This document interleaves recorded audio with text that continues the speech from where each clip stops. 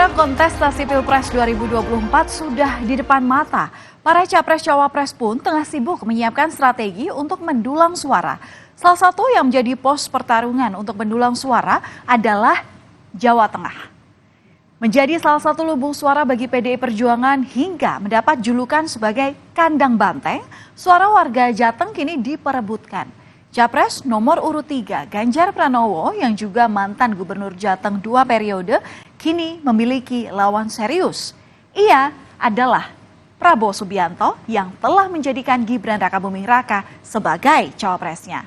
Masih menjabat sebagai wali kota Solo, Gibran memiliki pendukung dari basis Jokowi yang merupakan ayah kandungnya.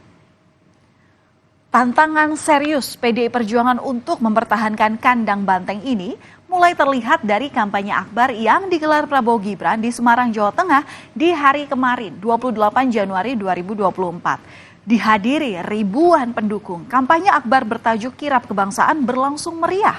Kehadiran Prabowo dan Gibran bersama dengan sejumlah selebritas tanah air dalam kampanye bahkan menjadi magnet bagi warga. Ruas jalan menuju lapangan Pancasila, Simpang 5 Semarang, penuh dengan sejumlah penampilan parade nasional. Membludaknya massa yang hadir membuat Prabowo sempat berkelakar bahwa dirinya merasa lebih semangat dan juga lebih muda. Tak hanya menghadirkan sejumlah selebritas tanah air, dalam kampanye akbar Prabowo Gibran di Semarang kemarin, turut hadir pula para ketua umum parpol pengusung yang tergabung dalam Koalisi Indonesia Maju. Di antaranya adalah Airlangga Hartarto, Zulkifli Hasan, Agus Harimurti Yudhoyono, serta Kaisang Pangarep dan juga lainnya. Sejumlah ketua umum partai koalisi yang ikut turun kampanye ini seolah jadi sebuah penegasan jika Prabowo Gibran benar-benar ingin merebut suara di kandang banteng. Sekretaris Tim Kampanye Nasional TKN Prabowo Gibran, Nusron Wahid, optimistis mendapatkan suara banyak di Jateng. Saat ini ia berharap kepada pendukungnya untuk mengepung Boyolali dan Wonogiri karena pertarungan sengit masih terjadi di dua wilayah itu. Salah satu jumlah yang paling banyak itu ada di kawasan tadi, itu di Boyolali sama di Wonogiri. Kalau yang lain insya Allah kita sudah banyak yang menang. Tapi dengan perkembangan sekarang optimisme satu putaran itu Insya Allah makin hari trennya makin bagus. Menanggapi suara di kandang banteng Jawa Tengah mulai pecah, politisi senior PDI Perjuangan Bambang Pacul menegaskan kader dan simpatisan siap tempur dalam mempertahankan suara dengan kekuatan penuh. Bambang Pacul bahkan yakin suara di kandang banteng Jawa Tengah tetap aman untuk Pileg dan Pilpres. Ia optimistis suara untuk Ganjar Mahfud di Jawa Tengah akan lebih banyak. Aman. Untuk Jawa Tengah gimana Bapak? Jawa Tengah, oke. Yang perlu diketahui kami akan bertempur untuk 03, untuk Pileg dan Pilpres full kapasitas. Jos! Targetnya berapa Pak? Kami akan memberi kontribusi suara terbanyak untuk Pak Ganjar Mahfud dari Jawa Tengah dibanding dari provinsi lain. Ya. Di sisi lain, Capres nomor urut 3 Ganjar Pranowo mengakui jika Jawa Tengah ini memang menjadi daerah yang seksi bagi partai politik untuk meraih suara, mengingat dikenal sebagai kandang banteng. Namun Ganjar juga mengingatkan bahwa suara PDIP di Jateng sangat kokoh. Sejumlah strategi bahkan sudah disiapkan karena pertarungan di Jawa Tengah sudah disadari oleh partai pengusungnya di Pilpres 2024. Oh iya. Oh iya, kita sadar betul kok Jateng itu seksi untuk diambil suaranya. Karena ini kandang banteng dan cukup kokoh begitu ya. Maka pasti orang pengen mengambil banteng-bantengnya begitu. Strategi mempertahankan basis pemilih? Oh tentu saja semua sudah bergerak sekarang. Kalau di internal kami namanya 3 pilar. 3 pilar itu ada di struktural, ada di legislatif dan eksekutif. Kerja keras dan kerja ekstra saat ini memang harus dilakukan oleh kubu pendukung Ganjar Pranowo Mahfud MD untuk mempertahankan suara di kandang banteng. Bagaimana tidak, bayang-bayang nama besar Jokowi menjadi tantangan tersendiri. Apalagi Jokowi akhir-akhir ini juga rajin belusukan di Jawa Tengah. Jokowi bahkan sudah berada di Yogyakarta sehari sebelum kampanye Ganjar Mahfud. Entah sengaja atau tidak, namun saat dikonfirmasi, Presiden Jokowi pun kembali membantah bahwa dirinya membuntuti Ganjar. Selama berada di Yogyakarta, Jokowi melakukan banyak kegiatan, mulai dari bermain sepak bola, bersepeda, hingga menemui Gubernur Daerah Istimewa Yogyakarta, Sri Sultan Hamengkubuwono ke-10. Kita ini di Sleman, kan ini kan main bola untuk menyambut besok pertandingan Indonesia Australia di Qatar. Tidak ada hubungannya dengan politik, ya.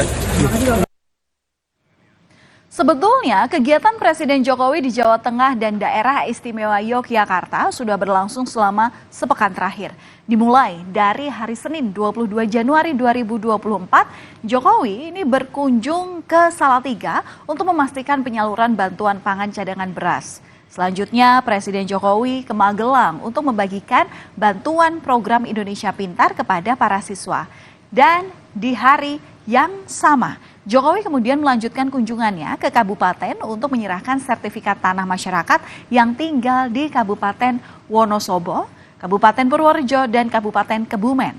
Tak sampai di situ saja, saudara, pada tanggal 22 Januari 2024 atau hari berikutnya, Jokowi juga berkegiatan di Blora, Sragen, serta di Grobogan.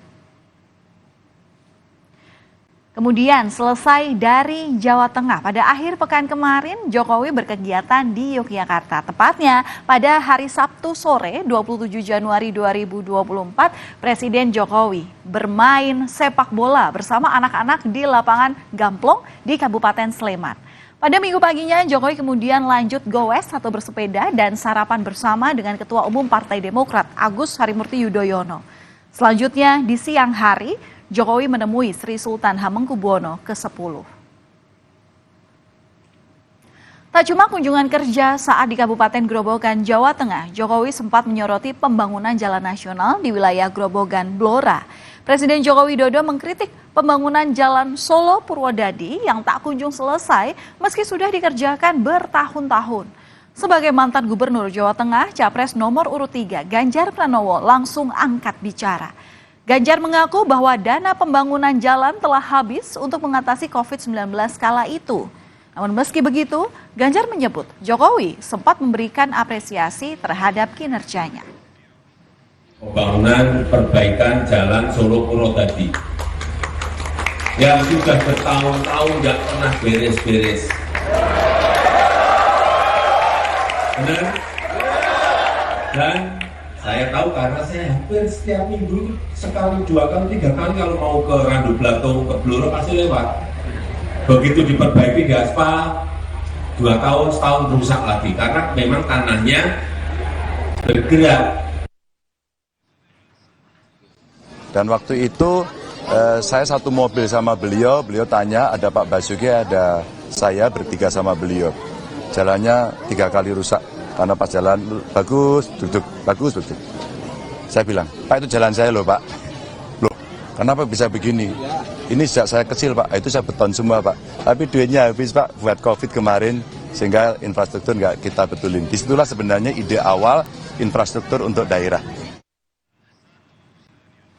Selain mengkritik jalan yang rusak, iring-iringan mobil kepresidenan saat di Salatiga, Jawa Tengah terlihat tangan yang keluar dari balik jendela dan melambaikan salam 2 jari, di mana angka 2 ini sangat identik dengan pasangan Prabowo Gibran.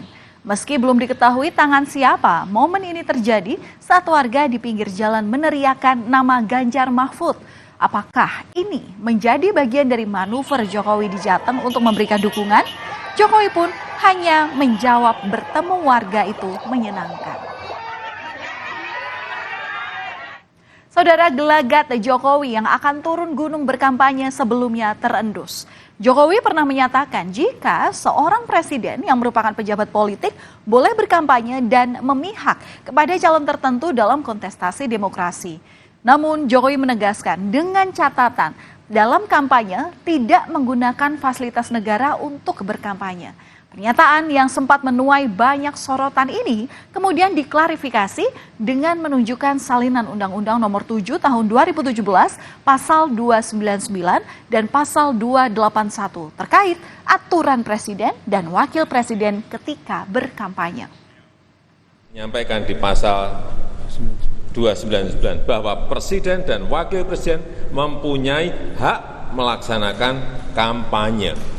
Jelas. Jadi yang saya sampaikan ketentuan mengenai undang-undang pemilu. Jangan ditarik kemana-mana. Ya. Kemudian juga pasal 281 juga jelas bahwa kampanye pemilu yang mengikut sertakan Presiden, Wakil Presiden harus memenuhi ketentuan. Tidak menggunakan fasilitas dalam jabatan kecuali fasilitas pengamanan. Saudara, goyangnya kandang banteng di Jawa Tengah sebetulnya sudah mulai terlihat. Sejumlah simpatisan dan kader PDI Perjuangan Kota Solo, Jawa Tengah mulai mendeklarasikan dukungan pada Prabowo Gibran. Deklarasi ini bahkan digelar di Pucang Sawit Solo, Jawa Tengah yang dikenal sebagai kandang banteng. Di antara masa terlihat Sudarjo yang merupakan kakak ipar FX Hadi Rudiatmo, Ketua DPC PDIP Solo. Mereka beralasan Gibran menjadi sosok yang berkualitas sejak memimpin Kota Solo. Apalagi mereka selama ini selalu tegak lurus dengan Presiden Joko Widodo. Meski demikian, tak sedikit pula warga Solo yang tidak mendukung Gibran. Sejumlah spanduk yang bertuliskan Solo bukan Gibran tampak terlihat di Kota Solo, Jawa Tengah. Salah satunya ini terpasang di Jembatan Kali PP, Jalan Setiabudi, Banjarsari. Tak sekedar spanduk, pada Desember 2023 lalu bahkan muncul video viral sebuah yel-yel menyerukan Solo bukan Gibran. Apakah ini sebuah perlawanan untuk mempertahankan suara kandang banteng di Solo, Jawa Tengah? Kita lihat saja nanti hasilnya di pemungutan suara yang akan digelar sebentar lagi 14 Februari 2024. Kemudian melihat dinamika ini, pengamat politik Universitas Al-Azhar Ujang Komarudin mengatakan bahwa gempuran di kandang banteng memang sedang terjadi. Bahkan Jokowi's Effect di kandang banteng Jawa Tengah malah menguntungkan elektoral ke paslon nomor 2 Prabowo Gibran. Tentu untuk menjaga kandang banteng di Jawa Tengah, kubu Ganjar Mahfud harus bertempur habis-habisan. Pasalnya, jika ada ceruk suara yang terlepas, maka basis suara yang lain akan sulit dipertahankan. Kelihatannya ya Jawa Tengah menjadi basis pertempuran soal gengsi ya. Gengsi di mana kelihatannya Pak Jokowi dengan kubu 02 ingin memenangkan dan merebut basis Banteng agar Banteng kalah, agar Banteng malu gitu, agar Banteng juga tidak berdaya. Tetapi memang Banteng juga, Ganjar Mahfud juga akan habis-habisan, akan mati-matian di basisnya sendiri. Karena kalau basis masanya tidak bisa dijaga ya di Jawa Tengah, maka basis lain juga agak sulit dijaga. Pasangan Ganjar Mahfud harus bekerja keras mempertahankan suara di kandangnya sendiri. Bukan tidak mungkin Jateng yang dikenal sebagai kandang banteng dan berulang kali memenangi pertarungan politik usai menjadi penyumbang suara terbanyak akan luntur jika tak dijaga dengan baik. Namun semua dinamika itu akan terjawab saat penghitungan suara usai pencoblosan 14 Februari nanti dilakukan. Kita lihat saja nanti seperti apa hasilnya. Berita utama masih akan hadir usai jeda. Lantaran karena sakit hati batal nikah, seorang perempuan nekat memesan ratusan fiktif ke alamat sang mantan tunangan.